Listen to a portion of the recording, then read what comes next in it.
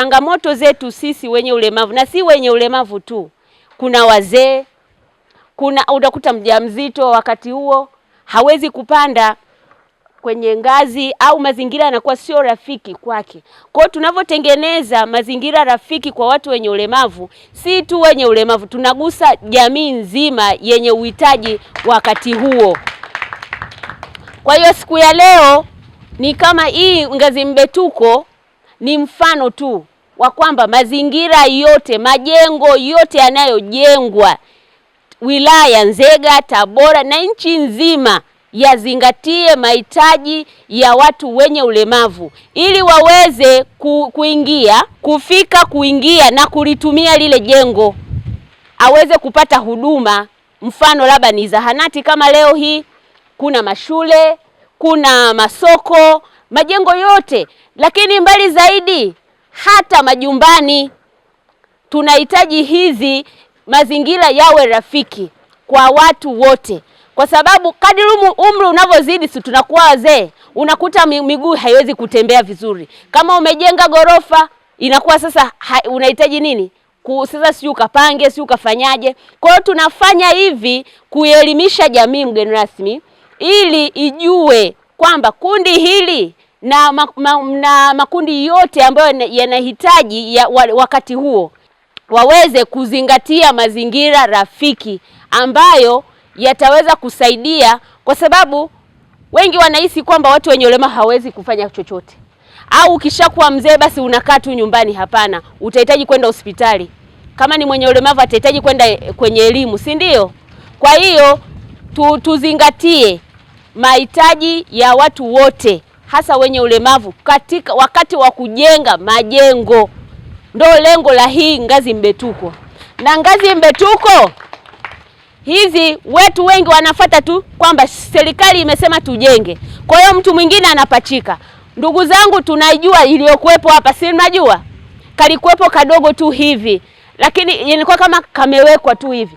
Mimi nilijaribu kupanda, siwezi, na ndio maana nikasema hapana, nianzie nyumbani hapa nijenge hapa, kwa sababu tayari iliyokuepo haikuwa imezingatia yale inavyotakiwa wakati wa ujenzi.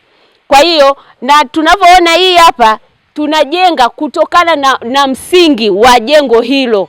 Kama ni jengo refu zaidi, mgeni rasmi, ndio maana hapa tujaweka zile chuma za kushikia pembeni, kwa sababu mteremko sio mkali sana. Lakini ukiwa mteremko mkubwa zaidi, tunahitaji zile za kushikia, zile nadhani zile chuma za pembeni. Na tunapenda kuwasisitiza kwamba muendelee kutembelea katika wilaya yetu ya Nzega, lakini kuendelea kuboresha miundombinu mbalimbali kwenye maeneo yote ya umma, kuanzia kwenye zanati kwenda kwenye mashule na maeneo mbalimbali. Na hii ndiyo zana ya serikali ya awamu ya 6 inayoongozwa na Daktari Samia Suluhu Hassan, tunaosema kazi na utu. Tuongeze makofi mengi ndugu zangu. Pili, napenda kutoa shukrani zetu za wilaya ya Nzega kwa niaba ya Mheshimiwa Mkuu wa wilaya ya Nzega, Mheshimiwa Natapwaki Lemea Tukai. Kwanza kabisa kwa Mungu kwa kutupa viongozi wenye moyo na utu wa kujali watu wao. Tumpigie makofi sana Mheshimiwa Mbunge. Kwa kweli wilaya ya Nzega tumekuwa na bahati ya kipekee. Tumekuwa na bahati ya kupata viongozi wenye utu, lakini wanaojali watu wanaowaongoza. Na ndio maana leo hii Mheshimiwa Mbunge anaandika historia wino wa dhahabu kwa kuhakikisha miundombinu bora kwa watu wenye ulemavu inapatikana katika maeneo ya umma, lakini vile vile ametukutanisha hapa viongozi wa serikali, lakini na maafisa wetu na wataalamu wetu wa serikali.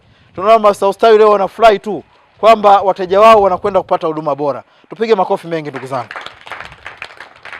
Lakini pili, Mheshimiwa Nyamizi Mwoja, Mheshimiwa Mbunge, umeona haja na kusema imetosha. Na leo umesema unafanya kitu na unaandika historia wino wa dhahabu. Umefuatilia, umepigania, na leo tunaona matunda. Huu ndio uongozi unaotoa huduma kwa wananchi, lakini uongozi unaoacha alama. Tumuongezee makofi mengi Mheshimiwa Mbunge. Tatu, naomba nitoe shukrani za dhati kwa shirika la JICA kutoka serikali ya Japani. Tunasema asanteni sana kwa upendo wa dhati. Urafiki wa Tanzania na serikali ya Japani unaonekana leo kwa vitendo. Fedha hii imetumika kuleta mabadiliko moja kwa moja kwa mwananchi wa kawaida wa Shigamba, lakini vile vile kwa wananchi wetu wa wilaya ya Nzega kwa ujumla. Tuongeze makofi mengi. Na mimi nasema kwa Kijapani, mara nyingi nilisoma Kijapani kidogo mheshimiwa mbunge, tunasema arigatou gozaimasu. Kwa hiyo tunashukuru sana, uwafikishie JICA salamu hizo. Lakini pia nipende kutoa wito kwa niaba ya mheshimiwa mkuu wa wilaya, amesema niaseme haya, kwa watumishi wa afya na DMO. Leo tunaye hapa mganga mkuu ambaye anasimamia zahanati na hospitali zetu za wilaya ya Nzega. Nipende kutoa wito kwa kusema kwamba tumieni miundombinu hii kwa kuwahudumia watu wote kwa usawa, upendo na kwa heshima. Kwa na uhakika maagizo hayo ya mheshimiwa mkuu wa wilaya mtakwenda kuyasimamia ili kuhakikisha watu wote wanapata huduma bora za afya katika maeneo yote, kuanzia ngazi za zahanati, ngazi za vituo vya afya na ngazi ya hospitali yetu. Lakini vile vile tulinde miundombinu hii iwe ni yetu sote na tubadili mitazamo.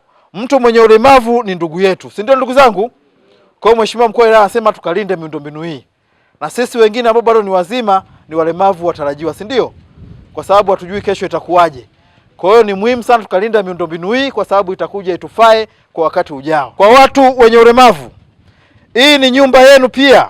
Njooni mpate huduma hapa bila hofu yoyote na bila aibu yoyote. Ndio maana mheshimiwa mbunge kwa kushirikiana na shirika la JICA kutoka Japani, lakini kwa kushirikiana na serikali ya Jamhuri ya Muungano wa Tanzania, leo hii watengenezea historia mpya ya kuhakikisha tunapata huduma bora. Na hayo ndio matazamio na ndio azima ya serikali inayoongozwa na Rais Daktari Samia Suluhu Hassan. Tuongeze makofi ndugu zangu. Huu muundombinu utawasaidia watu wote wenye uhitaji. Kwa hali hiyo, sisi kama halmashauri ya Nzega kupitia mkurugenzi wetu tumekuwa tukiwaomba wadau mbalimbali, na mheshimiwa mbunge amekuwa akitunga mkono kwa kiasi kikubwa sana, sio hivi tu, hata kwa mawazo. Kwa hiyo tumepita kwenye miundombinu yote inayojengwa sasa kwenye halmashauri yetu, yote inawekwa hii miundombinu ya nyenzo kwa ajili ya watu wenye ulemavu au watu wenye uhitaji. Lakini pili, tunajaribu kuishirikisha jamii, kuipa elimu, kuhakikisha hii miundombinu inakuwa mpaka kwenye nyumba zetu, kwa sababu kule kuna watu wenye uhitaji. Hata mzee anahitaji kupata ngazi ambayo ni rafiki kwake kulingana na umri wake.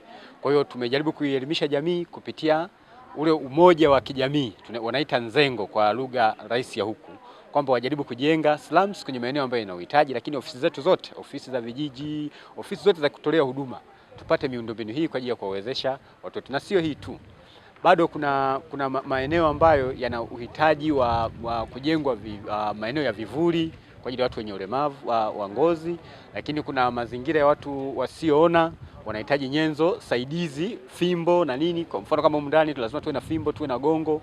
Kuna mlemavu atakuja hapa na gongo, ametoka labda na gongo basi sio rafiki kutembelea kwenye tiles. Kwa hiyo tunakuwa na gongo la ziada kwa ajili yao. Hayo yote tumetoa maagizo kwenye vituo vyetu vya afya vyote, na kwa bahati nzuri mganga mkuu pia aliandika barua, yanatekelezwa. Mimi kwa kweli toka nimepata changamoto hii ya kukatwa miguu, nilikuwa siwezi kabisa kuja kupanda hapa ili kuhudumiwa, nilikuwa siwezi. Lakini leo nimekuja kuona kitu kama hiki nikafurahi, na nimeshukuru sana kwa sababu wametengeneza vizuri, hata leo nimeweza kupanda. Alex Saliboko, mkazi wa Mboya, kijiji cha Shigamba, kata ya Shigamba. Nashukuru sana viongozi wote kwa ustajamii na mkuu wa wilaya pia. Na mbunge wetu nashukuru sana, ametengeza mambo mazuri. Pale kwenye kupita nilikuwa nashindwa, hivi napita na nyakala tu. Asanteni.